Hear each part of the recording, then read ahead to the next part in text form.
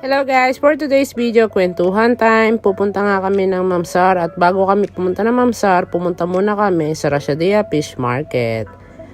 Ang daming kalapate, nakakatuwa. So pagpasok nga namin ng fish market, bumili ako ng 4 na piraso ng sea bream para pang ihaw at 30 dirhams lang siya per kilo. So pagpunta nga namin ng Mamsar at wala pang alas 9 is dumaan muna kami sa open beach. Para sa mga gustong maligo ng maaga at hindi na kailangan magbayad ng entrance, pwede kayong pumunta dyan sa open beach at kahit anong oras kayo pwedeng magstay. Pero dahil Dubai to, sobrang init. Kaya guys, kung gusto nyo maligo ng maaga, pumunta na kayo. Wag lang 11 hanggang afternoon dahil alam nyo nang masusunog ang mga balat ninyo. Lalong-lalo na sa mga gugluta. Mga gugluta. Charot! So, syempre kailangan nyo magdala ng NOL card kasi hindi kayo makakapasok sa entrance.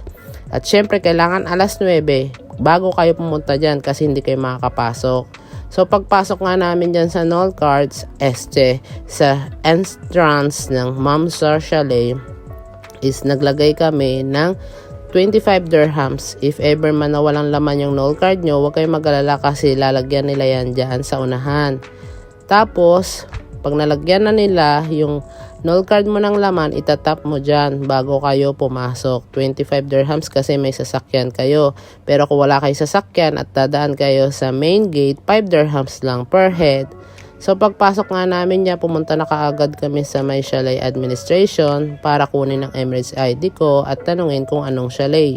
So chalet 11 yung napili namin. Pagpasok nga namin dyan, makikita nyo lahat ang mga gusto nyong makita tulad ng TV, ref, toilet, sofa, at grill area na meron ng table at upuan. So sa mga gustong mag-booking ng chalet, mag-online booking na lang kayo. I-type nyo sa Google ang Mamsar Chalet Booking at mamimili kayo ng chalet na pipiliin nyo kung may mapili kayo ng mas maganda. Pero syempre, pwede na yan sa 177 dirhams. Small chalet lang ang pinili ko. Pero sa mga gusto ng mas malapit sa beach, kailangan ang piliin yung chalet is 12, 13, 14, 15. So ayan na nga, nagprepare na nga kami ng mga iihawin namin. Ayan si Ate Len, nag-iihaw. Naghahanda siya ng pangpalaman sa isda at ako na may nagtuhog na ako ng pangtika ko. At ang asawa ko naman is gumawa ng sarili niyang salad. Syrian salad yan.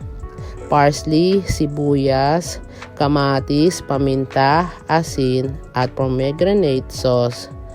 Yung iihawin naming isda is 4. 2 lang ang nakita nyo kasi binalot na namin sa foil yung iba. So ayan na nga, tuwang-tuwa yung asawa ko sa paggagawa ng salad niya. Napakasarap naman niya talaga at napaka-healthy pa. So nag-ihaw na ang asawa ko ng pang-tika. Sobrang init guys, kaya naawa ko sa asawa ko na nag-iihaw siya dyan. Nagpandong pa siya ng towel na basa sa ulo para hindi sumakit ang ulo. So habang nag-iihaw siya, ako naman is nag-uhulma ng pangkabab. Kailangan guys marunong kayo at mabilis magganyan kasi pag hindi nyo siya binilisan, mahuhulog siya. May tendency siya na matanggal lahat yan, kaya kailangan talaga mabilis at nakakangalay yan. Mukha lang madaling gawin pero napakahirap gawin. Kasi pag hindi nyo yan ay hulmang maigi, ang tendency is mahuhulog siya sa pag-iihaw ninyo. So ayan na nga guys, nag-ihaw na nga yung asawa ko.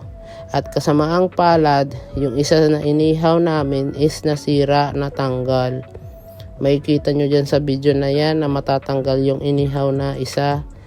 Pero syempre, hindi naman masasayang yan kasi ibibigay namin yan kay Mingming. Sorry, advance ako magsalita, inunahan ko na. At pasensya na rin sa boses ko kasi may sakit pa ako. Kaya yan din ang dahilan kung bakit kami pumunta ng beach para maalis ang mga virus. So after namin magluto, ayan naman si Ate Len, nag-ihaw naman ng isaw. Kasi siya ang expert dyan at napakasarap. Sobrang miss ko na ang isaw, kaya hindi ko rin miss ang Pinas kasi lahat naman ng pagkain sa Pinas nandito na lahat. Dadan! Sobrang yummy. At sa mga gustong umorder sa friend ko, 2 dirhams lang per stick. So bagay na bagay yan sa mga tamad maglinis, magtuhog at magmarinate ng isaw. So order na kayo sa friend ko na si Bingo Medina. So ayan na nga, kakain na nga kami kasi kailangan, gusto na namin maligo. Sobrang init na kami. Ayan yung mga pagkain inahin namin. Kain tayo guys. So ayan na nga, after namin kumain, dumiretso na agad kami sa beach kasi sobrang init talaga at kailangan na namin ilubog ang katawang sumasakit.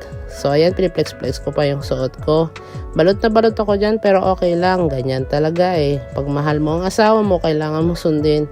Syempre, nakagawian ko na kaya sanay na ako.